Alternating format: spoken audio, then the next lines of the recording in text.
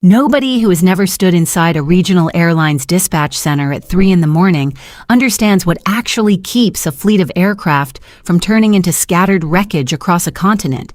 And it certainly isn't the glossy safety videos or the gleaming fuselages parked out on the tarmac like museum pieces. It is instead a windowless room in a converted warehouse outside Newark that reeks of stale vending machine coffee and simmering dread, where a woman named Vera Kaplan has spent the last 13 years hunched over a wall of monitors, quietly performing the kind of impossible math that keeps 300 strangers from dying somewhere over Pennsylvania. Vera's official title was Senior Director of Flight Operations for Meridian Regional Air, though she preferred to describe herself as the last honest adult in a company slowly being run by people who thought a spreadsheet was a personality trait. And every single shift she waged a private, invisible war against weather systems, mechanical failures, and the ancient, cantankerous scheduling software everyone called Old Man Wexler, after the eccentric engineer who'd coded its bones back in 1997 and then promptly vanished from the industry. The system was held together by 4,000 lines of Vera's own custom scripting, patches she'd quietly built over a decade to bridge the gap between Wexler's Jurassic architecture and the modern booking platforms, and not one soul in management had ever bothered to ask how the miracle of on-time departures actually happened. That fragile equilibrium shattered on an otherwise ordinary Tuesday morning when the tinted glass doors of the operations floor swung open to admit Corbin Ashcroft, the founder's 31-year-old son fresh off an 18-month leadership retreat in Costa Rica, trailed by his newly minted Chief Innovation Officer and on-again, off-again fiancée, a former wellness brand influencer named Peyton Vale, who carried a rose gold tablet like a ceremonial scepter. Corbin announced, with the breezy confidence of a man who had never once balanced a checkbook, that the two of them had been brought in by his father to modernize the culture, and Vera felt the specific sinking dread of watching a wrecking ball swing toward a building she had spent years reinforcing, brick by brick.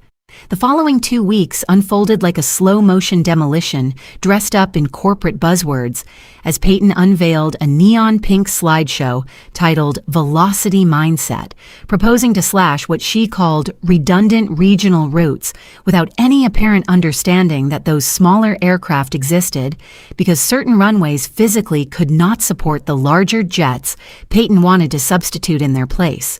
When Vera calmly explained that the plan would cost the airline nearly $3 million a month in landing fees alone and would immediately hemorrhage business travelers to competitors, Corbin simply smiled the tight, glassy smile of a man who had already decided the facts were the real problem,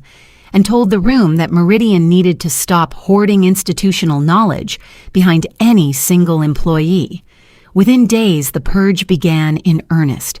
A decades veteran maintenance planner was replaced by an automated inventory bot that immediately ordered 400 replacement armrests and 0 brake components. The overnight cargo desk was eliminated because Corbin insisted nobody flies at 3 a.m. And Peyton took to shadowing Vera's every move, scrolling her phone and periodically asking why the dispatch codes couldn't simply be color-coded like a mood board.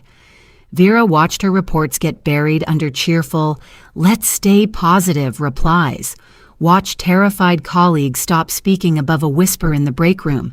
and understood with total clarity that she was not being modernized out of a job so much as she was being erased for the crime of being indispensable and inconvenient at the same time. So Vera made a decision that felt less like sabotage and more like simple, elegant self-preservation. She consolidated every one of her 4,000 lines of personal scripting into a single encrypted directory, tied exclusively to her own employee credentials, technically her private property under a dusty 2013 intellectual property clause she dug out of the company archive and quietly refiled inside a stack of new hire paperwork nobody would ever read. If her access ever vanished, So would the invisible scaffolding holding old man Wexler upright, and she made absolutely certain in writing that the liability for that dependency would fall on whoever signed her termination. The summons came that Friday at 3 o'clock sharp, an unmarked meeting invite from Human Resources that told Vera everything she needed to know before she even sat down across from Corbin, Peyton, and a visibly nauseated HR rep named Priya, who kept sliding a severance folder across the desk like it might defuse a bomb. Vera declined to sign the folder, calmly explained that consulting work would be impossible under their proposed non-disclosure clause, and left her cracked employee badge sitting on top of Peyton's tablet with a soft, deliberate click before walking out into the hallway with 23 minutes left before the scheduling server's routine 4-hour cache refresh.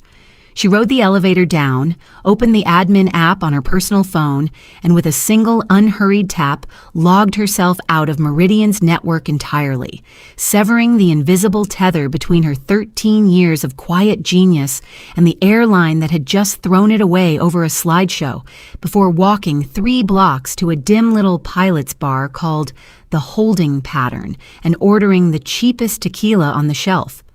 By 4:30, the flight tracking app propped against her napkin holder showed the first crack spreading across Meridian's network, a Miami departure blinking to a null time, then a Boston flight sliding to delayed, then a cascading wall of red as the automated system, stripped of Vera's silent scaffolding, reverted to factory defaults that had no idea a new terminal wing or a resurfaced runway even existed.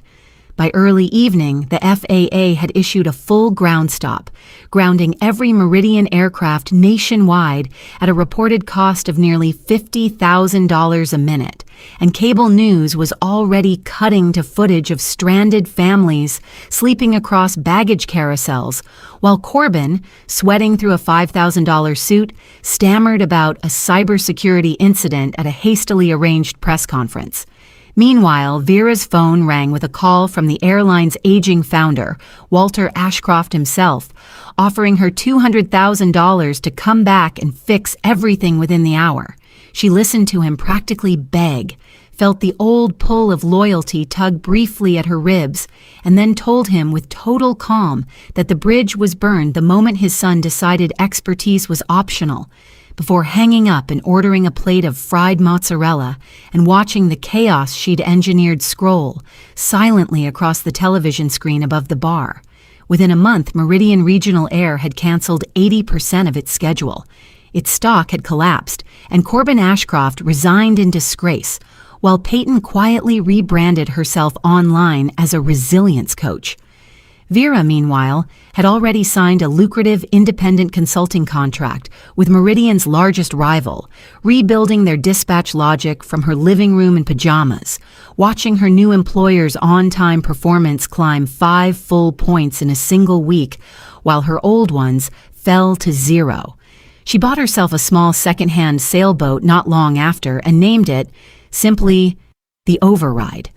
And on quiet evenings, listening to jets climb steadily overhead on their way somewhere else entirely, she found she didn't miss the burnt popcorn smell of that windowless room nearly as much as she'd expected to, because she'd finally learned that competence has a price, and disrespecting it always costs far more than anyone in that boardroom had ever imagined. If this story hit home for you, we'd love for you to be part of our growing community here. Please subscribe to our channel and share this video with your friends and family. We create entertaining and inspiring stories for our viewers, and your support helps us continue making great content for you.